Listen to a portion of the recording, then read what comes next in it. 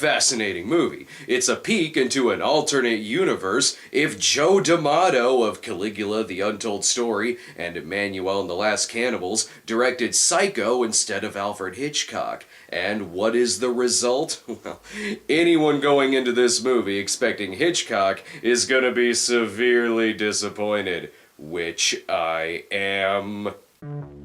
Beyond the Darkness tells the story of Frank, a taxidermist who keeps the body of his dead wife while murdering drifters and putting up with a whole lot of sass from his housekeeper Iris. But that's not the biggest mystery of the movie. The biggest mystery is what the hell do I call this thing? Sure, the DVD cover says Beyond the Darkness, but just flip the cover over and it's Buio,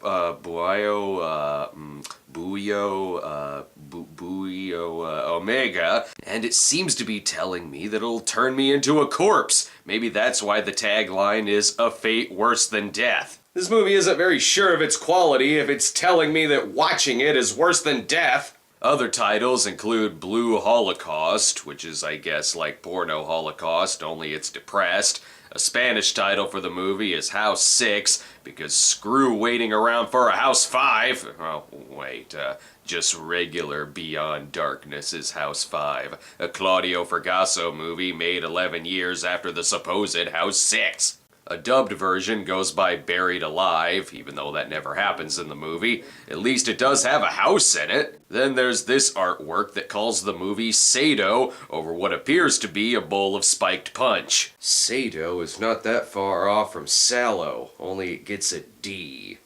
You know what? Fuck it. I'm just gonna call the movie Zombie 10. Who am I to judge the title of a movie that appears to at least have a doctorate in mass communications? Impressive. The film stars Kieran Cantor, who in the early 90s was overshadowed by his brother Macaulay Cantor. I see they have to pad out the credits since their lead actor appears to have gotten himself lost on the way to the set. If this were a slasher movie, there would be so much pot smoke coming out of that van. And from the music, not only is this a year to spotlight some Italian horror films, but it's also a year to spotlight a lot of movies with Goblin on the soundtrack.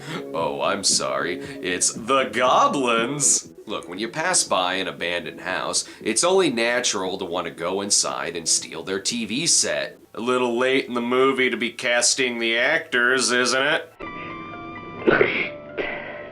Okay, and it's a little early in the movie to be killing your actors. All this beeping appears to be annoying the hell out of her visitor. God, just die already. And is this all happening in the same day? Frank is moving boxes while his housekeeper uses a voodoo doll to kill his wife, which apparently is a slow, agonizing hospital death. And what the hell is really in this box?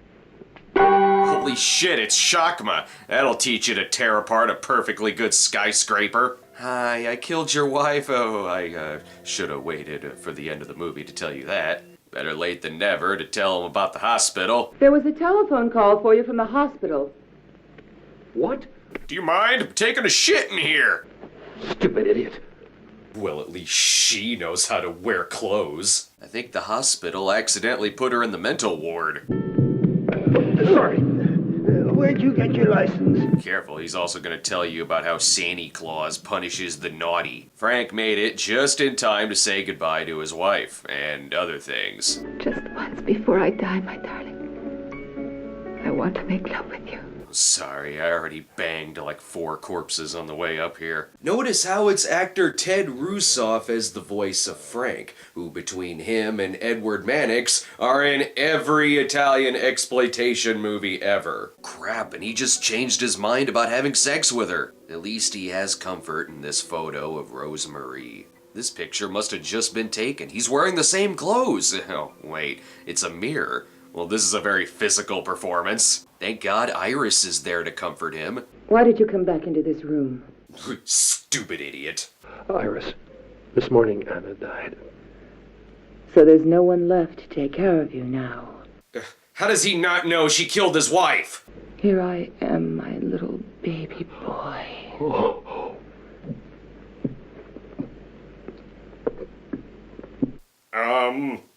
Well, I guess we all get a little thirsty after losing a loved one. Anyway, apparently he just saw the reanimator, but he doesn't know how the serum works, so he just injected her with bacon grease. I see nothing out of the ordinary here. Who doesn't love a little bacon fried corpse? This guy looks like Helmet Burger crossed with another Helmet Burger. This is very dangerous, by the way. They drape that mesh right over a telephone pole. I'm guessing no one likes her, which is why they keep sprinkling kitty litter on her. So far, it appears as if the movie may have more titles than it does page numbers in the script. Meanwhile, in Hooker with a Heart of Gold, T-Rex is playing while Dr. Rogan shows off his sexy new face. Luckily for him, the grave was so shallow it didn't even get the roses dirty.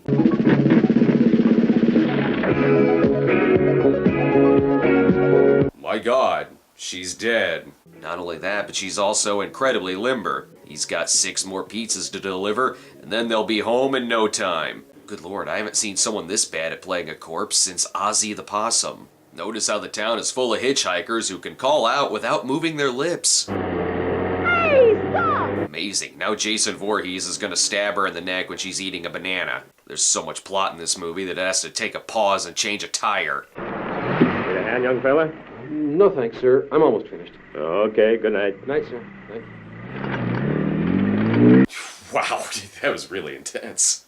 And these hitchhikers are determined. If you pass them up on the road, then fuck you, they'll get in the car anyway. Here she is, figuring out how to roll a joint for the first time. I should give her a break, though. The last person she got in a van with was Buffalo Bill. What the hell? This is like Weekend at Bernie's, if Bernie caused his own hijinks without Richard and Larry. The body movement is so fake. I can't imagine what the taxidermy scene is gonna be like.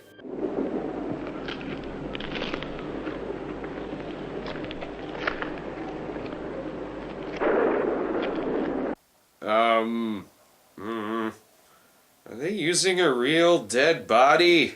Guess I spoke too soon when I made a joke about auditioning corpses. Damn, Cannibal Ferox was right. The body is full of delicious bubble tape. Well, I see someone wasn't an organ donor. Pardon me while I shame her in death. I guess this scene isn't as gross as the autopsy scene from Jason Goes to Hell.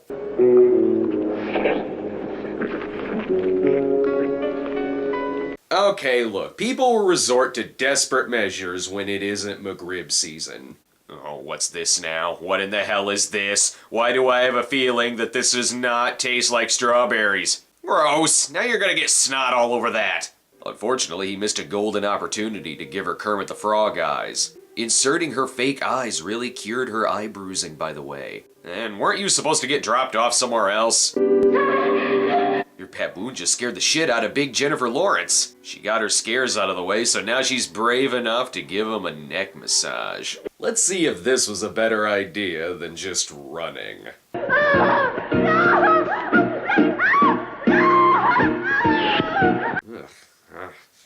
Now we know what Christian Grey would be like if he wasn't a billionaire. Oh wait, I already know what he would be like. Just watch The Fall. Hopefully this isn't gonna make things more awkward with him and Iris.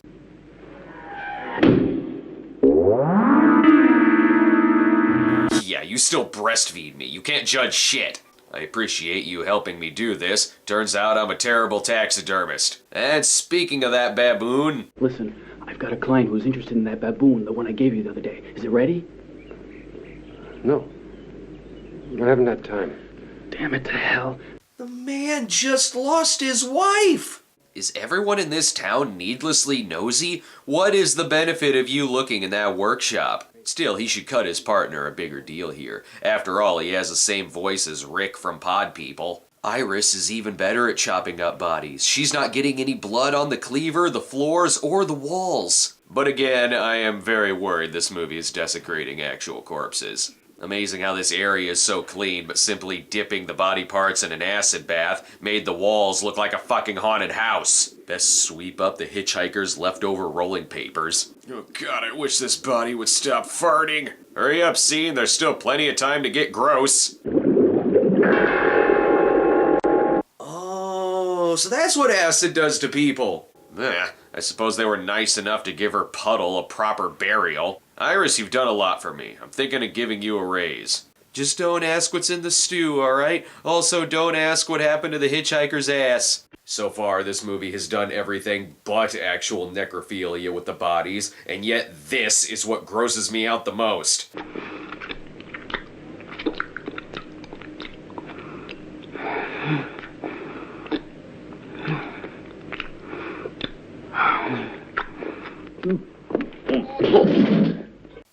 I am disgusted too. Why would he be flashing back to that? He wasn't there when the body was dumped. Pass me a barf bag. If he thinks he has it bad now, in only 3 years Kieran Cantor would play the nice guy assistant director in The Lonely Lady. Aw, she's comforting his baby bump. Is he pregnant now? As it turns out, the baboon collector earlier is actually investigating Frank and seems to be working out of a boat shed for coffins. He better hurry up because now Frank is chasing down one of the counselors for meatballs. Ooh, ouch, ooh, plot convenience. Why did this have to happen, damn it? Because the movie can't very well have only 2 death scenes, now can it? Here, let me rub some I can't believe it's not a broken ankle on it. That'll fix it. And the music is sounding a little familiar.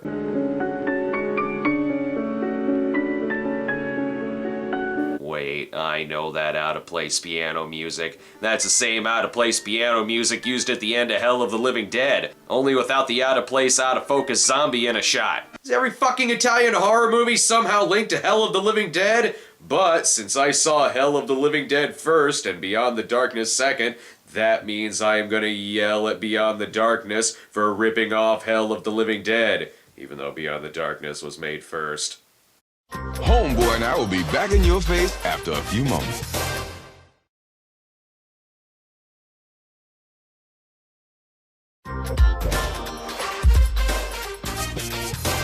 Here, cover up the dead body. That way no one will tell that someone's laying on the bed. Okay, why did he even bother covering her up if he was gonna make her watch anyway? I haven't seen a threesome this creepy since the one with Sandra Locke in Death Game. Only this never happened in Death Game.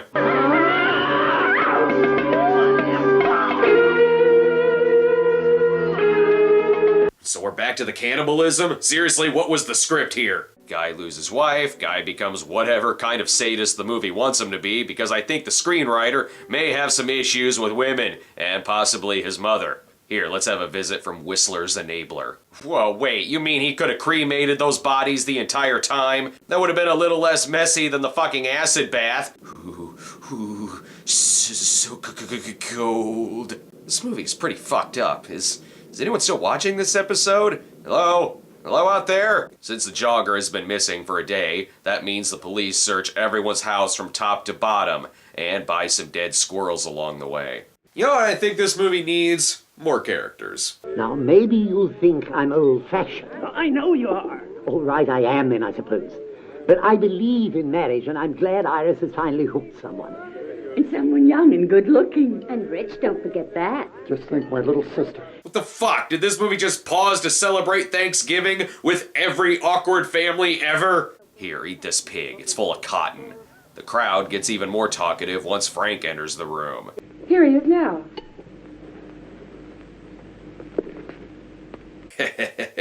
So let's make things more awkward. Now I can finally make the announcement. We've set the date. Not only is Frank surprised that they're engaged, but so am I. When the hell did that happen? Maybe Frank's just nervous because a leprechaun was invited to dinner. It's a special night, though. Look, they've pushed the twin beds together. Aw, you feeling lonely, motherfucker? Perhaps you shouldn't have killed your new jogging partner. This gives wandering Mel Blanc the chance to check out the house. Iris is even passed out. This life sure is taking a lot out of her. Maybe she should become an evil nun or a sadistic prison warden in a couple Bruno Mattei movies. God damn, this is getting suspenseful.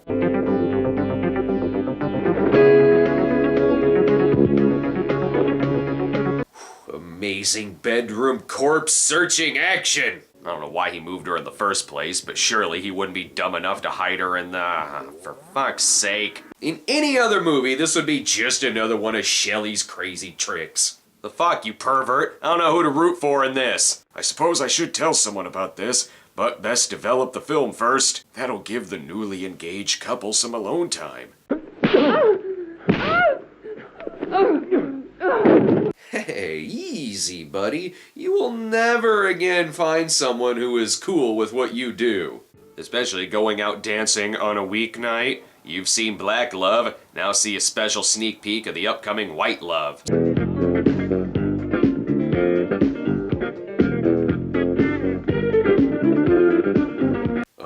I hope he doesn't cheat on his dead wife and his murderous housekeeper slash fiance. He asks her out in the barn, that's apparently attached to the bar, and has crazy religious people wandering around outside. Wait a minute, this movie is a lot like the Franco Nero movie The Third Eye. It's literally the same plot. Then again, it's also like Don't Go in the House. There's a lot of movies featuring body collecting and lady killing. As for Beyond the Darkness, this is when the editing starts to get weird. What was that all about? Who knows? Some crazy old bag. Fuck it, you knew it was gonna end up there anyway. Might as well just cut to it. Psych, she's still alive. Though why was she laying like this? And who is this strange person? I'm Anna's sister. My school term's over, so I'm leaving tomorrow, but I wanted to say goodbye to Frank if he has a second. Twin? A fucking twin? Is this a fucking soap opera now? Or Twin Peaks? Why the fuck would he resort to stuffing a corpse and killing hitchhikers when he could just ask out her twin sister? That seems like a slightly less dangerous way to cope. What's gonna happen now? Is the fucking ghost gonna show up? Eleanor! Eleanor! You shouldn't have come here! What is happening? A ghost? This movie went from 0 to 100 in a millisecond. She finds the dead body, then Mrs. Bates shows up. First the movie had none of the plot, and now it has all of the plot. Jesus Christ, dude, stop eating people. And what the hell, is this death becomes her, only if people were just naturally this fragile? I hope the twin is okay.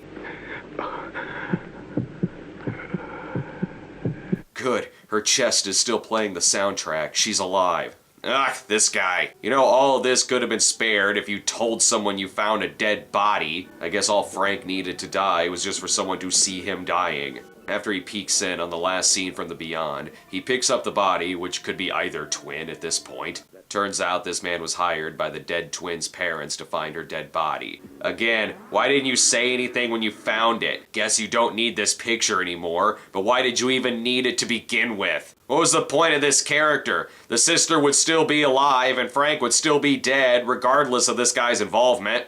Although it does have this amazing ending, which starts out like it's gonna be really dark, but ends brilliantly.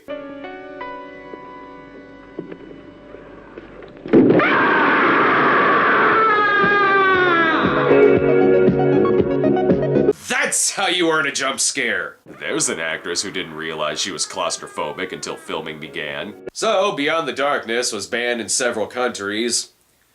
Fucking duh.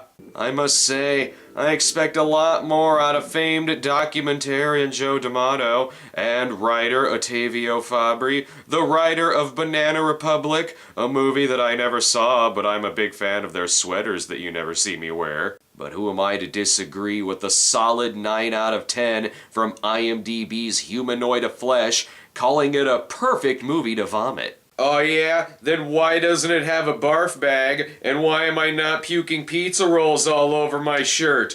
Telling people to vomit in a movie is horrible advice, unless you want your home theater to smell like stomach bile and disappointing filmmaking. I just can't get over this. What the fuck was with the ghost in that movie? A ghost. A fucking ghost shows up. Fucking Christ. This movie was fucking weird.